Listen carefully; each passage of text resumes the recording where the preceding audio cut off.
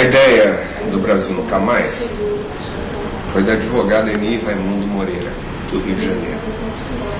Ela conversou com o Mário Simas, aqui em São Paulo, que era advogado de presos políticos, e conversou comigo e dizia que os processos do Tribunal de Segurança Nacional da época da ditadura do Getúlio Vargas foram todos incendiados, incinerados, quando da queda da ditadura, pelo Filinto Miller, e que isso não deveria acontecer quando do fim da ditadura militar de 64. E que ela então achava que nós devíamos nos preparar para evitar a incineração de um lado e tentar obter cópias e fazer um trabalho com esses processos da justiça militar. Eu conversei com o Jaime Wright sobre este assunto. O Jaime Wright conversou com o D. Paulo. O D. Paulo mandou me chamar e eu expliquei a ele a ideia da advogada Eni Raimundo Moreira. O D. Paulo aceitou de mandar fazer um projeto que depois ficou conhecido como Brasil Nunca Mais, na ideia de tirar xerox dos processos, analisar os processos, né, resguardar esses processos da incineração, mantendo microfilmagens no exterior. E o Jaime Wright, então, protestante, acabou fazendo um contato com o Conselho Mundial de Igrejas, com o Jack Harper, e o Jack Harper conseguiu um financiamento para este projeto. D. Paulo fez apenas uma exigência, de que o projeto fosse feito em São Paulo, na área da Cúria Metropolitana de São Paulo. O certo, normal, natural, seria que o projeto fosse feito no Rio de Janeiro, já que a ideia original era da Eni Raimundo Moreira. Mas o D. Paulo impôs essa condição. Eu aceito participar, eu aceito dar o guarda-chuva da Cúria Metropolitana para que vocês façam esse trabalho, eu aceito assumir este trabalho como da Cúria, desde que ele seja feito aqui em São Paulo. Então se estabeleceu um primeiro grupo, que era Mário Simas, eu, Ana Maria Camargo, a Vânia Santana, a própria Eni. Acabamos conversando sobre um desenvolvimento deste projeto. Numa segunda etapa, nós incorporamos pessoas. Paulo de Tarso Vanucchi, tá, incorporamos a Sônia, incorporamos outras pessoas. Este projeto, sob a coordenação do Jaime Wright, que tinha a responsabilidade de pegar as xerox, microfilmar, fazer com que os microfilmes chegassem em Genebra no Conselho Mundial de Igrejas e também fazer com que houvesse o repasse dos custos financeiros do projeto, tá, fazia essa relação com o exterior. Tá, eu operei junto com o Sigmaringa Seixas a retirada dos processos, tá, dos arquivos dos depósitos do Superior Tribunal Militar. Foram 707 processos, inclusive várias vezes a repressão chegou perto do projeto Brasil Nunca Mais. Isso é um detalhe que poucas pessoas sabem, tá certo? De tanto o Sigmaringa assinar, tá certo, o nome na retirada dos livros, houve uma portaria, tá certo, do presidente do Superior Tribunal Militar proibindo que advogados que não fossem advogados daquele processo pudessem consultar autos nos arquivos do STM.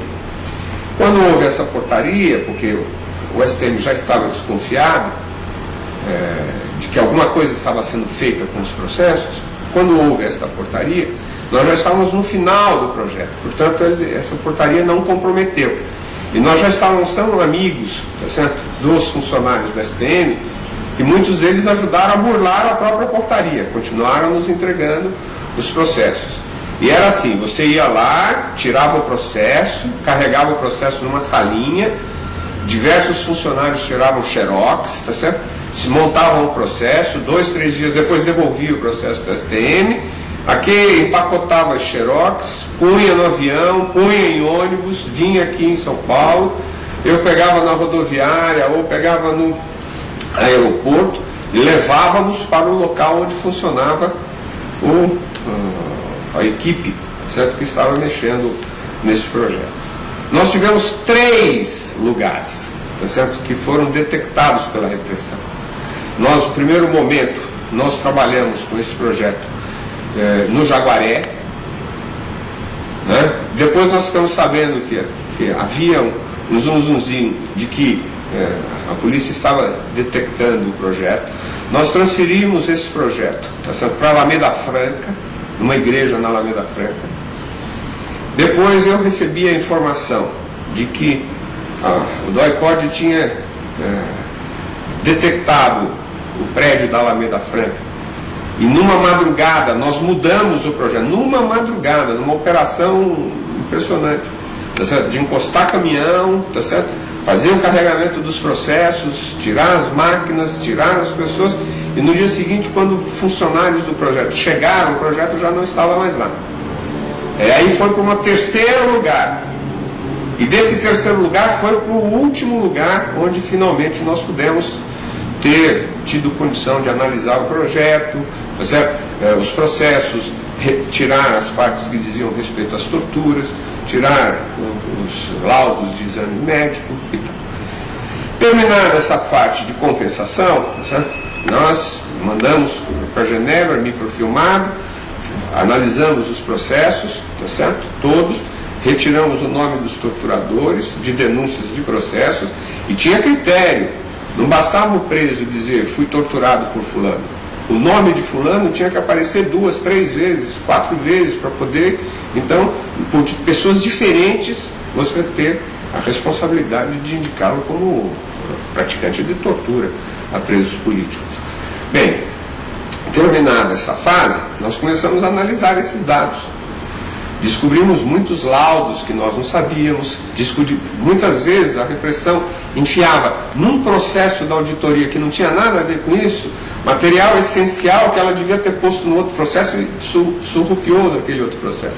Então nós tivemos um panorama, um diagnóstico de 100% dos processos da Lei de Segurança Nacional durante a ditadura. Começou então a última fase, que foi a fase de escrever. Nós discutimos, tá certo? E tinha 2 posições no clamor. Tinha um que falava assim, olha, não dá para fazer um livro extensivo sobre o que nós achamos nos projetos, nos processos. Nós temos que fazer um pequeno resumo para que isso tenha impacto na sociedade brasileira. E tinha outras pessoas falando, não dá para fazer uma pesquisa de 6 anos, clandestina, cheia de riscos, tá certo? E depois fazer um resumo dela, que é muito pobre isso. Nós temos que publicar extensivamente os locais e os centros de tortura, as pessoas que foram torturadas, a lista dos torturadores, os laudos, tá certo? Pistas sobre desaparecidos, os métodos de tortura, os tipos de tortura, os locais das torturas, tá certo? No Brasil, durante o regime militar. Eu lembro a vocês que nós fizemos de 79 a 85 e ainda vigia a ditadura militar no Brasil, por isso que o projeto teve que ser clandestino, né? Então, essa discussão foi permeando, tá certo? O Dom Paulo era a favor de fazer extensivo, um projeto, né, relatório extensivo, ipsis literis, o que nós tiramos dos processos, até porque não tinha condições da repressão contestar.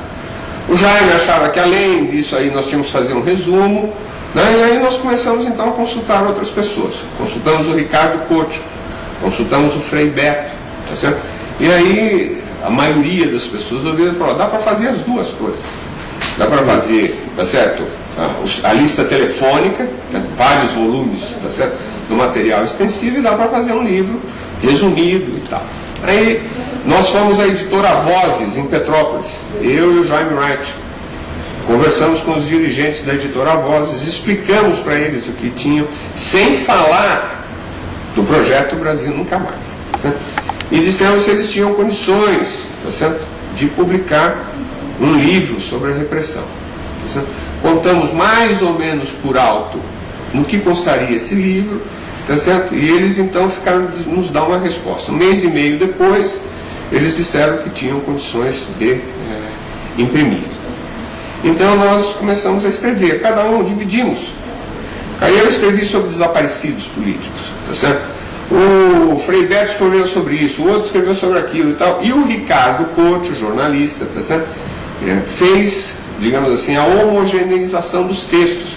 O Paulinho Vanucci escreveu sobre uma coisa, o outro escreveu sobre outra e tal. E quem uniformizou a linguagem para o Brasil Nunca Mais foi o jornalista Ricardo Couto. Aí nós fazemos leituras conjuntas dos textos que o Ricardo Couto nos mandava. Então a gente entregava uma cópia para o D. Paulo, tá certo? O Jaime Wright vinha nas nossas reuniões, nós líamos os capítulos e aí falava, falta isso, faz aquilo, achei. Então havia um comentário coletivo. O Ricardo Couto, digamos assim, listava e analisava e anotava as observações da equipe e mudava o texto até chegar numa unidade entre quem uniformizou o texto e os diversos membros da equipe. Bem, uma outra fase importante foi a divulgação pela editora Vozes. Né? E aí, o que nós tínhamos várias posições. Tinha uma posição de que nenhum membro da equipe devia se expor. Então, quem devia assumir publicamente era o Jaime Wright e o D. Paulo, os responsáveis pelo projeto Brasil Nunca Mais, publicamente, os interlocutores, tá certo? Tinha outras pessoas como eu que achávamos que, naquele momento, cada um de nós já podia assumir o que tinha feito no projeto e, portanto, coletivizar a responsabilidade, tá certo? Do projeto era diminuir a responsabilidade sobre os ombros do D. Paulo e do Jaime Wright. Portanto, a gente achava que podia, digamos assim, estabelecer um consórcio de responsabilidades que diminuía a responsabilidade de todos. Mas essa discussão chegou a uma conclusão. A equipe fica incólume, clandestina começou, clandestina vai terminar, e nós vamos escolher 2 porta-vozes públicos para o Brasil Nunca Mais. E esses porta-vozes foram o Jaime Wright e esses porta-vozes foi o D. Paulo, que assumiu que a Cúria é quem fez esse projeto. O D. Paulo sabia e que tudo que está escrito ali naquele livro é de responsabilidade dos dois. Certo? Bem, a editora Voz lançou no Brasil inteiro, foi um sucesso editorial. Eu não me lembro exatamente as estatísticas, mas eu me lembro que a primeira edição esgotou em 2 dias.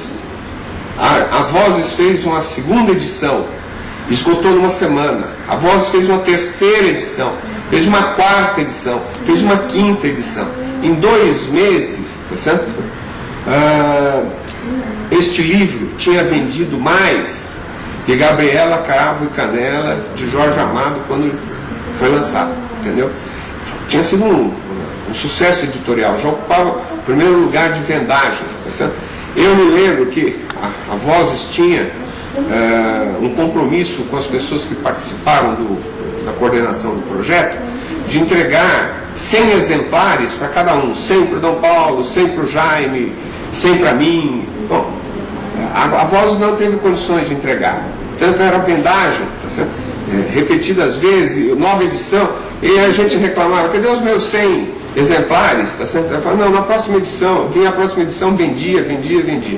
Eu me lembro que hoje, eu não sei, eu não posso te afirmar isso, mas com certeza está acima de 30 edições neste livro, tá certo? Quando eu parei de contar, estava na 17ª edição, e já faz uns 10 anos isso. Então, foi um sucesso, foi um livro de conscientização. A repressão ficou atônita em cima disso, não tiveram condições de enfrentar os argumentos, porque quando as pessoas vinham e falavam contra, tá certo? O Brasil Nunca Mais, a gente mostrava que aquilo estava no processo tal, na página tal, e a citação era ipsis literis que nós tínhamos posto. Muitos torturadores processaram, tá certo? Judicialmente, tá certo? O Brasil Nunca Mais, a Cúria Metropolitana, nenhum desses processos logrou ser vitorioso, tá certo? Por quê? Porque nós pegamos, tá certo? Exatamente o que estava escrito nos processos, tá certo? Bem, o Brasil Nunca Mais foi feito, né? O nome Brasil Nunca Mais, eu tive o orgulho de ter sido eu a dar esse nome do projeto BNM, tá certo? Depois disso nós conversamos com Ernesto Sábato na Argentina, também para o Nunca Mais argentino, e nós pegamos os grupos de direitos humanos da América Latina e incentivamos a que cada país, nas suas organizações de direitos humanos, pudessem fazer um Nunca Mais também. No Chile, na Argentina, no Uruguai, no Peru, na Bolívia, tá certo? Em todos os lugares por onde houve perseguição política com base na doutrina de segurança nacional naquelas décadas. Bom, primeiro, o Brasil Nunca Mais ajudou a desmoralizar e a desnudar o nome dos torturadores. Segundo, a desnudar e a desmoralizar o formidável aparelho de repressão policial política que a ditadura montou. Tá certo? Terceiro, acabou com aquela versão da ditadura que não tinha tortura. Entendeu? Porque os relatos eram detalhados. As vítimas, ninguém relata melhor uma tortura sobre si mesmo, senão a vítima. Entendeu? E as cartas que eram estabelecidas nas auditorias e os depoimentos eram depoimentos detalhados. Ninguém tinha imaginação fértil de narrar aquilo com os detalhes, se aquilo não fosse verdadeiro e se aquilo não fosse, se a pessoa não tivesse passado por aquele sofrimento. Então, nós ajudamos a reconstrução da democracia. Nós estabelecemos mais respeito aos direitos humanos. Nós mostramos para a população brasileira como funcionavam as câmaras de repressão policial política. Nós fizemos um capítulo sobre sítios clandestinos.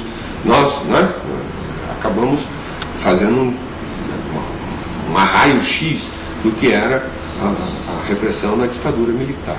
Então, acho que a gente ajudou, certo? A redemocratização no país.